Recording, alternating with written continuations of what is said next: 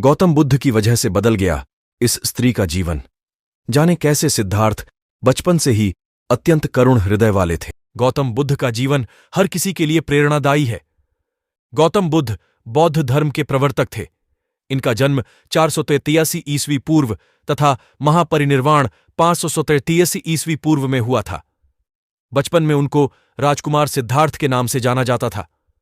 बौद्ध ग्रंथों के अनुसार गौतम बुद्ध के जन्म से 12 वर्ष पूर्व ही एक आर्षि ने भविष्यवाणी की थी कि यह बच्चा या तो एक सार्वभौमिक सम्राट या महान आर्षि बनेगा। 35 वर्ष की आयु में उन्हें ज्ञान की प्राप्ति हुई थी। वह संसार का मोह त्याग कर तपस्वी बन गए थे और परम ज्ञान की खोज में चले गए थे। आइए आज हम आपको सिद्धार्थ के महात्मा बुद्ध बनने तक के सफर के बारे में बताते हैं। बुद्ध का गोत्र गौतम था। बुद्ध का वास्तविक नाम सिद्धार्थ गौतम था।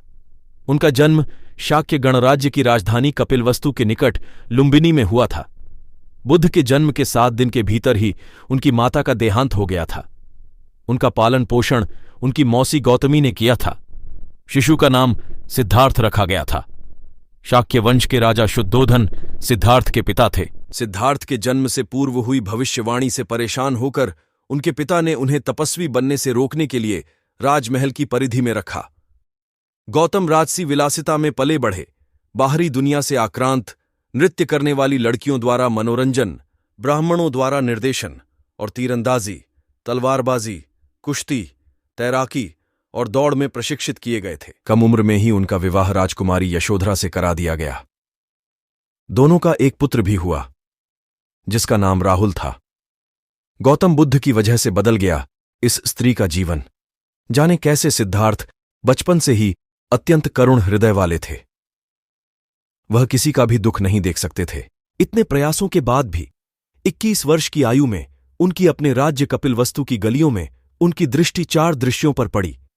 ये दृश्य थे एक वृद्ध विकलांग व्यक्ति, एक रोगी, एक पार्थिव शरीर और एक साधु। इन 4 दृश्यों को देखकर सिद्धार्थ समझ गए थे कि सबका जन्म होता है, सबको बुढ़ापा आता है, सबको बीमारी होती है और एक दिन सब मृत्यु को प्राप्त होते हैं। इससे व्यथित होकर उन्होंने अपना धनवान जीवन, अपनी पत्नी पुत्र एवं राजपाट का त्याग करते हुए साधु का जीवन अपना लिया और जन्म, बुढ़ापा, दर्द, बीमारी और मृत्यु से जुड़े सवालों की खोज में निकल गए। सिद्धार्थ ने अपने प्रश्नों के उत्तर ढूंढने शुरू किए। समुचित ध्यान लगा पाने के बाद भी उन्हें इन प्रश्नों के उत्तर नहीं मिले। फिर उन्होंने तपस्या भी की, लेकिन अपने प्रश्नों के उत्तर नहीं मिले।